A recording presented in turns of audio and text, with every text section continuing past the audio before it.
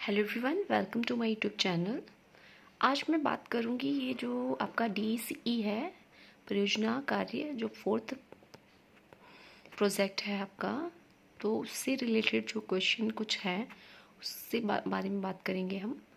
तो इसमें हम बात करेंगे ये कि जो एक प्रोजेक्ट फाइल है, इसमें जो हमें वर्क करना है 30 डेज़ में, वो कार्य कौन कौन से हैं, कौन सी क्रियाएं हैं और किस तरीके से हमें उसे कहाँ से लिखना है और उसे देखना है। तो इस कई स्टूडेंट को ये नहीं पता है कि इस बुक्स में से ही पहले हम ये जान लें कि ये जो भी वर्क हमें करना है इस बुक के अकॉर्डिंग ही करना है। इस बुक में सभी कुछ मेंशन हो रखा है।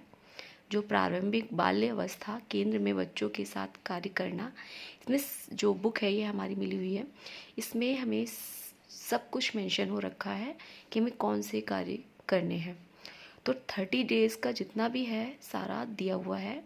तो मैं आपको डिटेल में बताऊंगी कि कौन सा कहाँ से हमें क्रियाएं करनी है, कैसे करनी है। बाकी तो आपने पढ़ रखी होंगी, जो प्रोजेक्ट यूनिट 1 और 2, 3 की ये जो बुक्स या असाइनमेंट वगैरह आपने सबमिट किए हैं या नहीं किए हैं तो कर लीजिए। यदि आपने फॉर्म फिल ये इसका जो DEC का है, आपने इग्नू से फॉर्म फिल किया है तो आपकी बुक होंगी। तो आप असाइनमेंट बना लिए हैं और आपको ये वर्क करने के बाद ही आपको इसका डिप्लोमा मिलेगा। तो इसलिए बहुत नीडफुल है, विदाउट इसे क्लियर किए या आप प्रोजेक्ट फाइल को जमा किए आपको डिप्लोमा नहीं मिलेगा। तो इसी के लिए ये इम्पॉर्टेंट है कि आपको जो भी चीज़ें करनी है अच्छे से करनी है।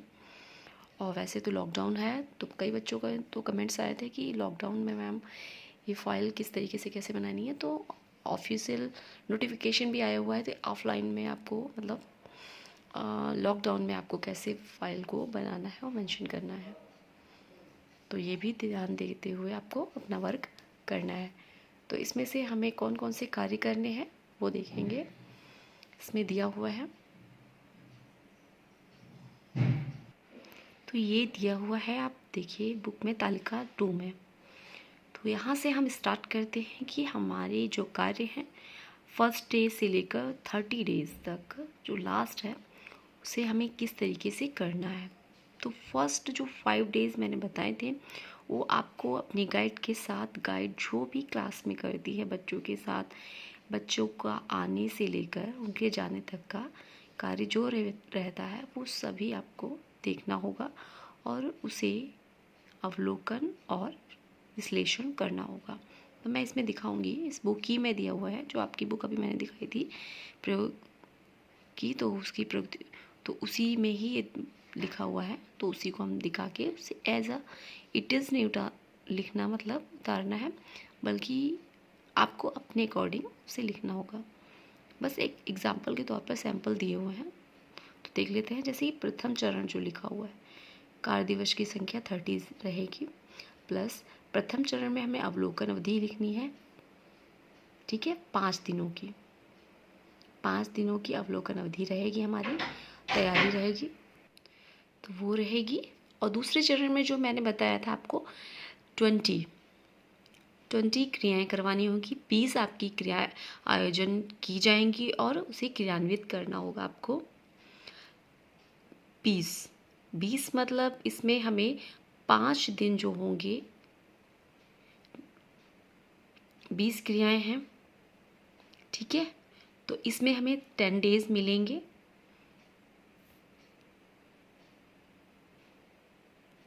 तो 20 डेज की जो क्रियाएं हैं उसमें 10 डेज में आपको 1 करानी होगी, एक एक क्रिया।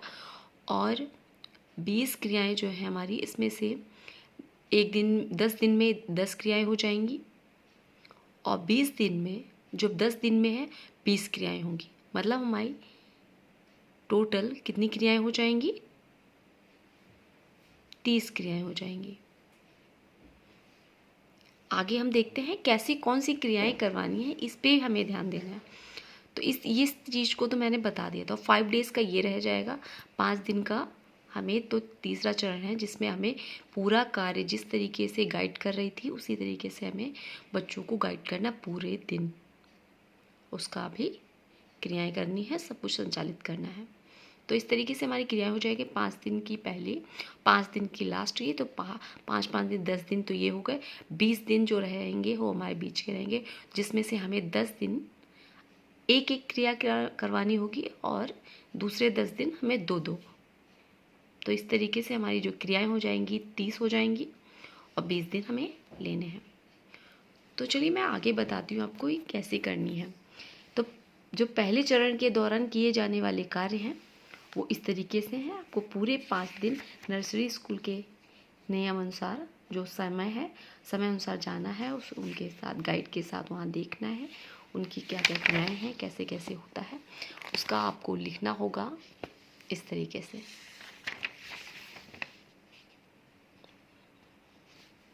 तो ये सैंपल्स दिया हुआ है। तो इस तरीके से आपको रिपोर्ट और समय पूरा डिटेल में आपको ऐसे लिखना होगा, जैसे मैंने फाइल में बताया था आपको। तो आपने वीडियो ना देखी हो तो आप पहले वो वीडियो देख लीजिए कि फ़ाइल कैसे बनी है।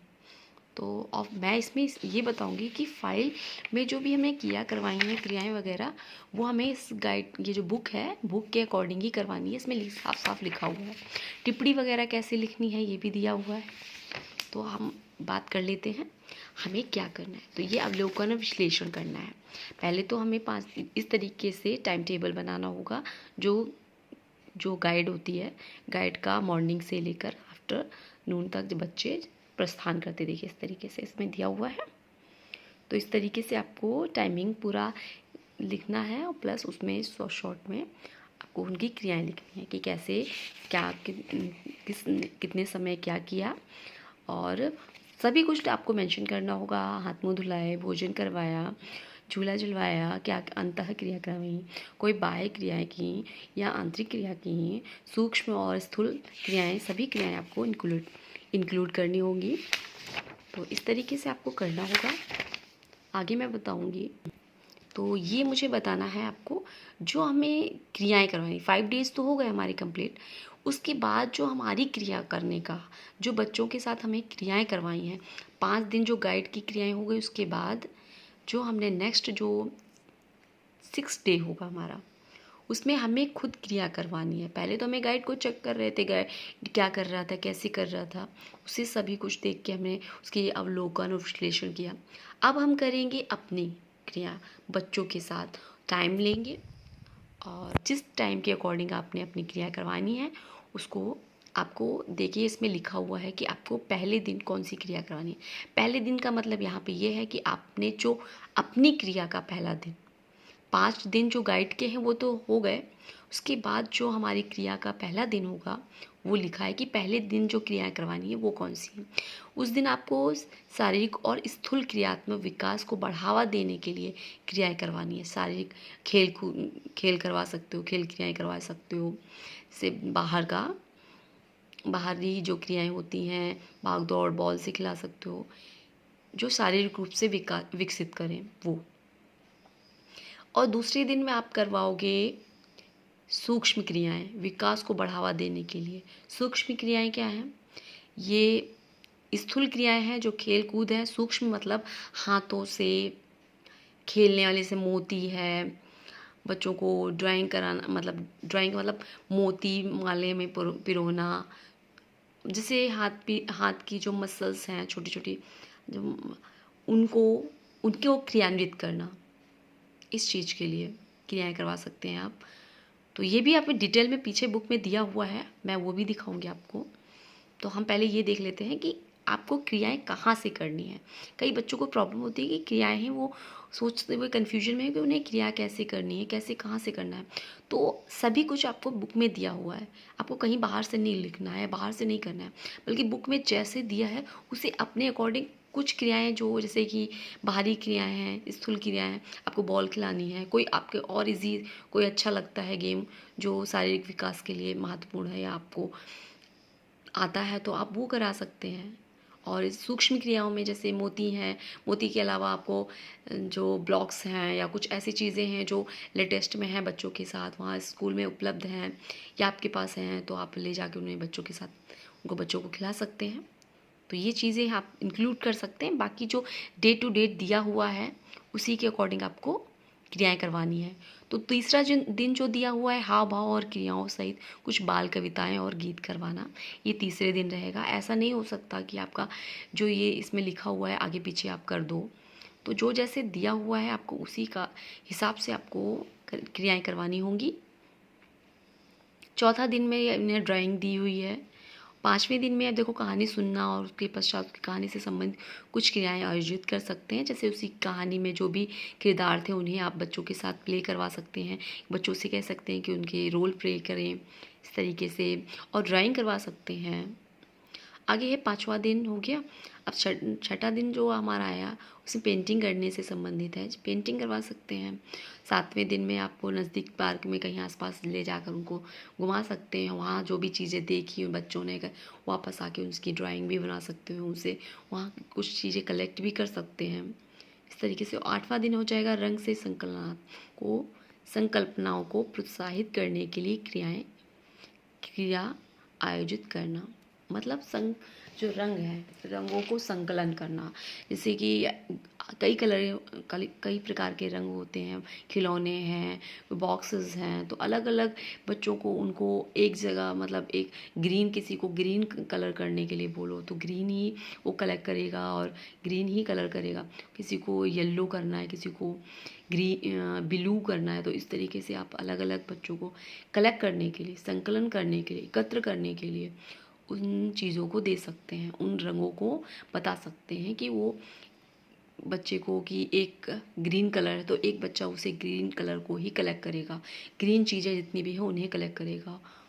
तो इस तरीके से आप इन्हें रंगों की संकल्पनाओं के बारे में भी परिचित करा सकते हैं, प्रोत्साहित कर सकते हैं। और आगे ये है संख्याओं की संकल्पना। अब ये कैसे करेंगे, ये भी आपकी बुक में मेंशन है, तो आप बुक भी पढ़िए।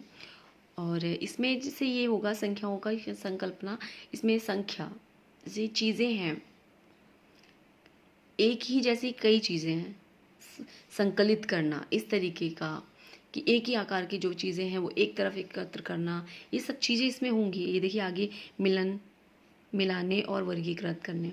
संख्याओं से रिलेटेड ये है कि एक ही चीज़, मतलब एक ही तरीके की कितनी चीज़ें उन्हें एक साथ कलेक्ट करना, संख्याओं का संकलन करना। और इसमें ये है मिलाने और वर्गीकरण करें, मतलब एक जैसी जो चीज़ें हैं उन्हें एकत्र करना है और जो अलग है उन्हें वर्गीकृत करना, मतलब अलग करना।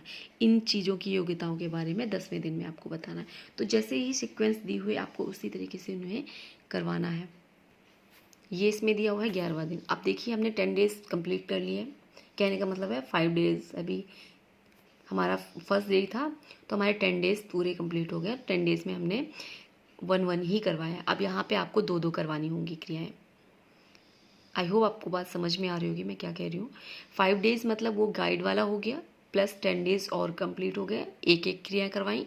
50 डेज़ हमारे हो चुके हैं, ये हमारा 16 डेज़ है। और यहाँ पे हम 11 इसलिए कह रहे हैं क्योंकि हमने पहला दिन अपनी क्रियाओं का पहला दिन माना, इस वजह से।